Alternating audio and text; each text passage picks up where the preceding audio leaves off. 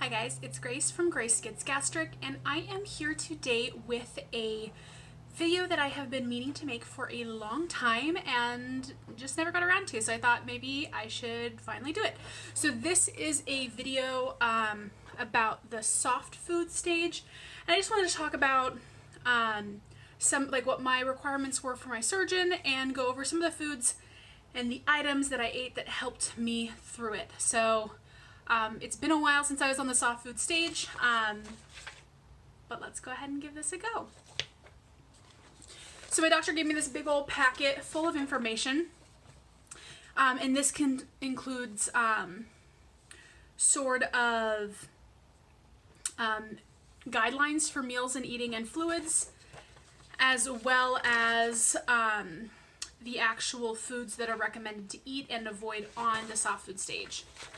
So some of the general kind of meals and eating guidelines are to limit portions, so to stick to about 2 to 3 ounces for your portions to start, to make sure that you're getting an adequate amount of protein. So for my surgeon, that is 80 grams of protein a day. Obviously to choose healthy foods, so focus on protein first, then produce, and then lastly whole grains.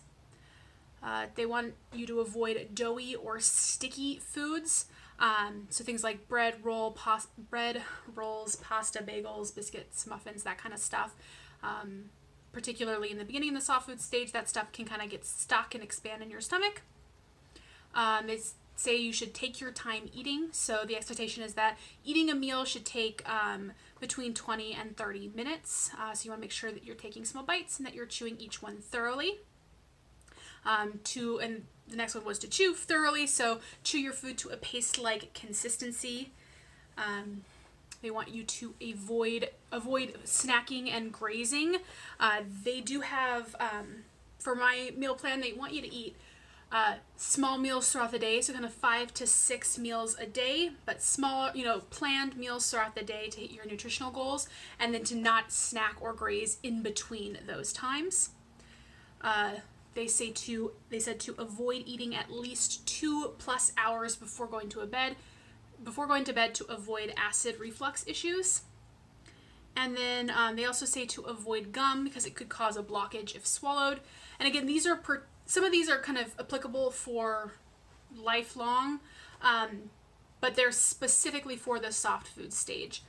So for example, gum, particularly in the beginning, can be dangerous if you chew it or if you swallow it. It still can be bad now for me if I swallow it, but gum is pretty critical, at least for me, to avoid the grazing, and the grazing I think is worse. As for fluids, their recommendation was to drink at least 48 to 64 ounces of water. That's pretty low. I would say, for me at least, I try to go for at least 64 ounces. I usually get at least 80 ounces in a day.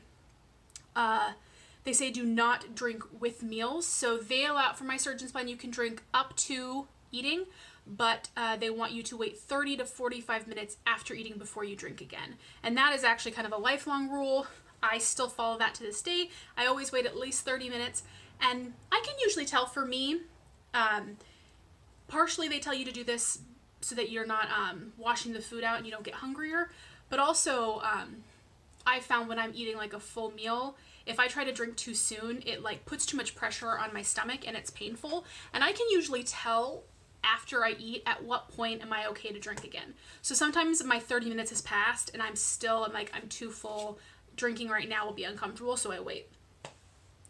They tell you to avoid gulping, to avoid sugar-sweetened beverages, avoid whole and 2% milk, because just that has a higher lactose and thus sugar content. It's advised that you avoid carbonated beverages long term. For my plan, it was required that you avoid them for at least the first 3 months. And then it also says to avoid alcohol for the first 3 months after surgery, and then long term to do so in moderation. So these are kind of, again, guidelines that are primarily for the soft food stage, but many of them are kind of applicable lifelong.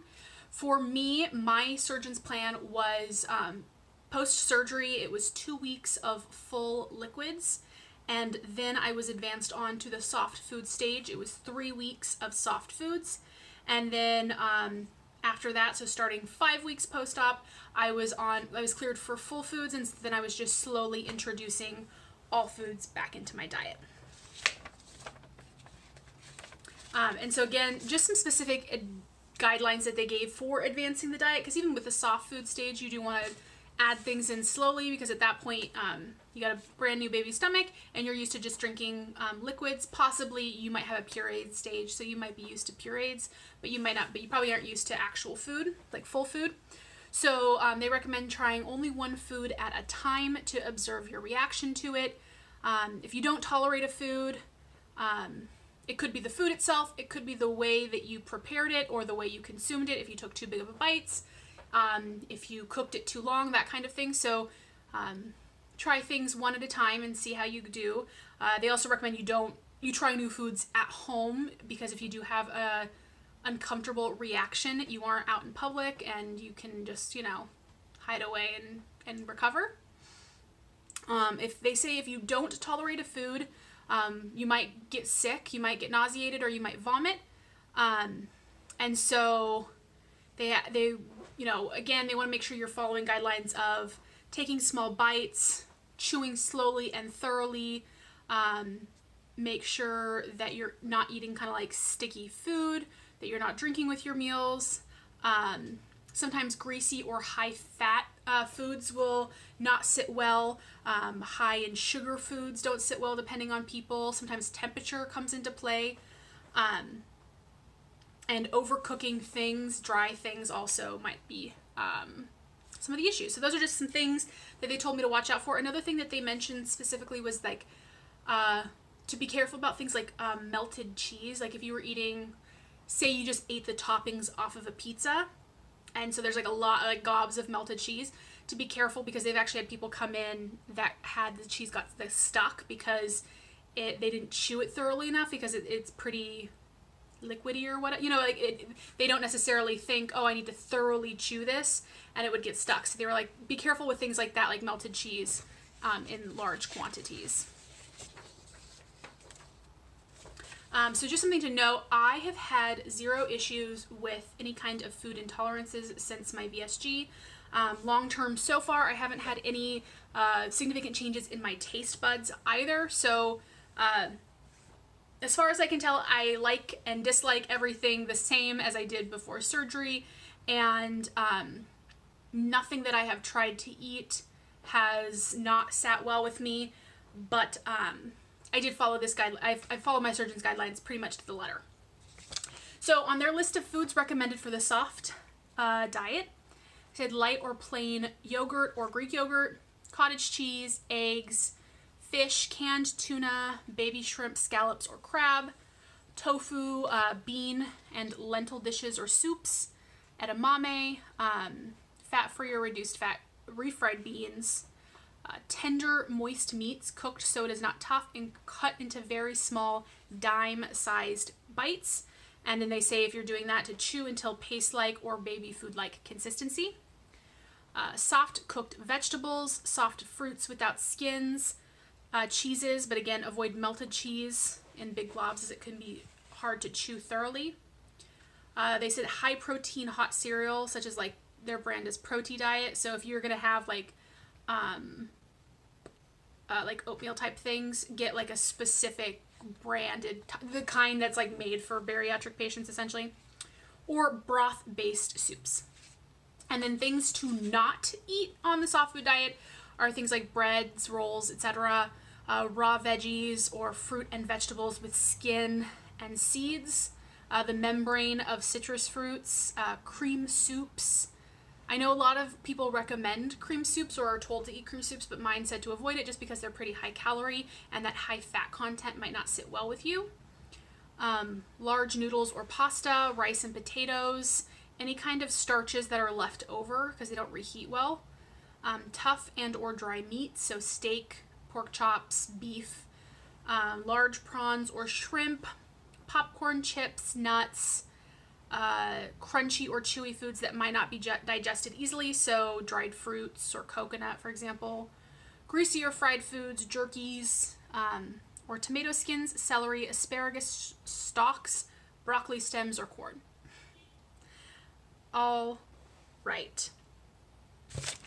So those are all the kinds of foods. They also included some like high fat foods that you might want to limit that you can eat. I won't go into those. But just some of the things that, so some of the recipes that I made during my soft foods diet, and I'll link all those recipes below. I made this crock pot bourbon chicken that was super delicious and yummy. And it was made with chicken thigh, and it was like kind of really slow roasted, so it was really soft and tender. I made a loaded mashed cauliflower, so it was kind of like mashed potatoes, loaded baked potato type thing, but with cauliflower. That had it was really good, and actually I think I'm gonna make it for the next like holiday gathering we have as a potato replacement. Cracked chicken, so good. I made the version I'll link below. I made it with pre-cooked rotisserie chicken, so it was just faster, but then you can also make it with chicken breast. Also tuna salad, chicken salad. I'm not going to link that below, but those are really good options. You know, you make those with mayo. I don't like mayo, so I actually always make them with Greek yogurt and some kind of ranch dressing. So the Greek yogurt makes it a little bit higher fat, higher protein, and but the mayo, that kind of stuff, makes sure it's nice and moist, which is important. I mentioned this in my liquid diet video, which I'll link above, but protein pudding, or any kind of puddings, those are really good desserts. Another thing I would have for dessert is this banana cream pie ramekin.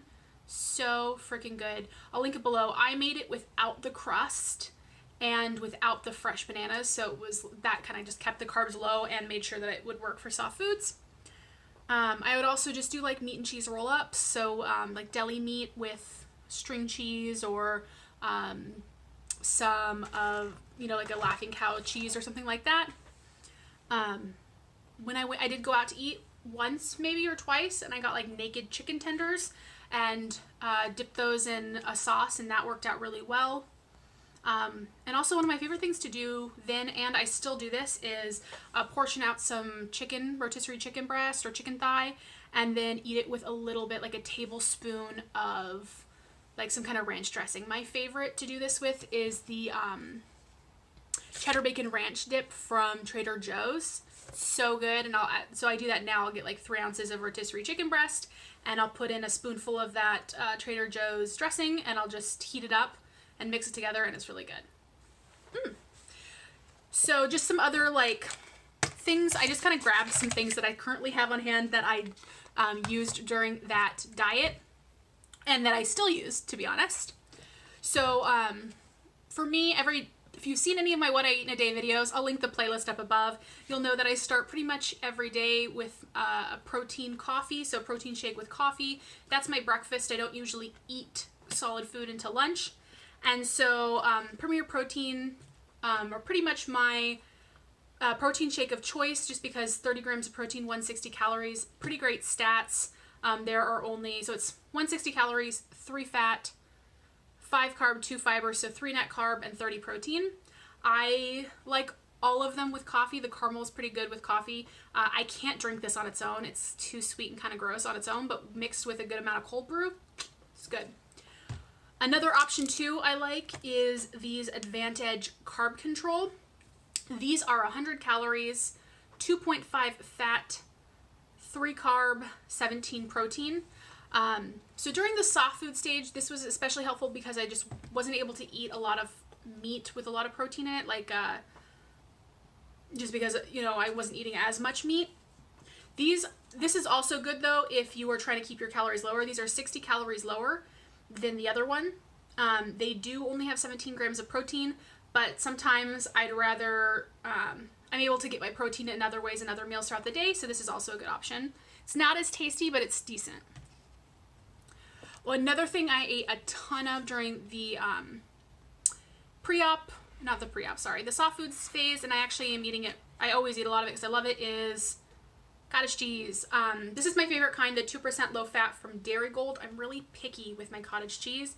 Every time I buy a different brand, it's gross. So I really like the Dairy Gold 2% low fat cottage cheese.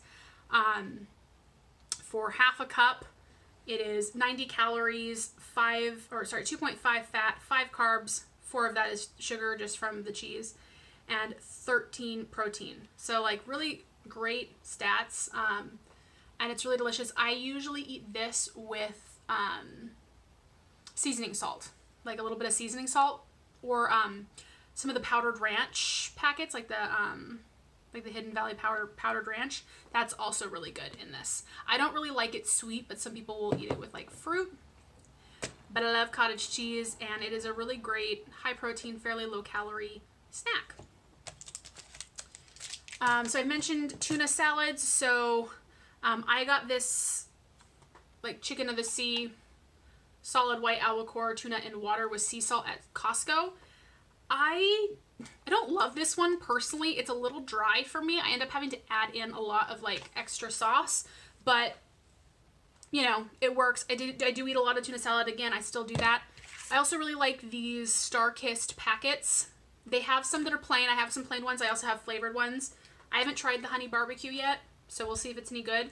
But for example, this pouch is 2.6 ounces.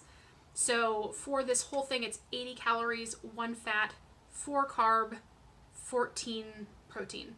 And this is actually one of the higher carb ones because it's honey barbecue. But 14 protein, 80 calories. This is really great. These I really like just because they're very convenient and on the go. Now I eat like a whole one. During the soft foods phase, one of these might have been like 2 meals for me because I wasn't eating as much back then. And I'm still only eating like 3 to 4 ounces. So I'm not eating a ton. Another thing I ate a lot of were eggs. These are just the eggs I had in my fridge, and I like to get the 6-packs because I don't eat them fast enough anymore because I only eat 1 egg at a time, and especially if it's not part of my meal prep, and it rarely is. Eggs are sort of a last ditch meal, or like a meal if my meal prep maybe I only made for 4 days, so I have 1 day that's like free, I'll usually eat an egg. And I only like them scrambled personally, but you can do whatever you want with them. Some people have issues with scrambled eggs. They often recommend going slowly. I had no issues, but I also really softly scramble my eggs. I don't like them overcooked. And so it went down really well. I usually have them with like half an ounce of cheddar cheese melted in. And maybe even a bit of guacamole. So I really like these 100 calorie packs. These are the wholly guacamole ones. They also have the wholly avocado ones. Those are actually my favorite. So this is guacamole, and then the other ones are just avocado mashed. And I like it because I can't eat an avocado fast enough and it goes brown. So these are convenient. I generally only eat half of one of these at a time. But the whole thing is 100 calories, 9 fat, 5 carb, 3 fiber, so 2 net carbs and 1 protein.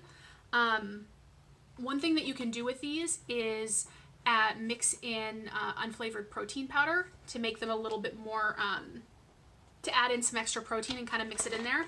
And the guacamole taste, if it's strong enough, kind of masks any potential proteiny taste. Not necessarily for soft foods, but it's like a good option if once you move into full foods, if you want that to dip things like pork rinds or protein chips or wisps, what have you. I did mention my protein pudding. So I prefer the pudding, these kinds of puddings as opposed to the pre-made cups, just because when I eat pudding, I would prefer to add extra protein. So I usually add protein powder, and then I may or may not add like a protein shake as the milk, or like half the milk. And so I really love these. I have all of the sugar-free flavors. The stats are really great, and you can eat a decent amount. Like I can get nice and full from it for fairly low calorie. I also, Greek yogurt, definitely ate a lot of that. I also ate that on my liquid diet because I was allowed yogurt on my liquid diet. But this is great to mix in with tuna salads, to mix with all kinds of things. I like the Faye brand the best. I usually get the 0% because it's just lower fat and lower calories. So for this, for a cup, which I would never eat a cup at a time. It's 120 calories, 0 fat, 7 carbs, and 23 protein. So pretty great stats.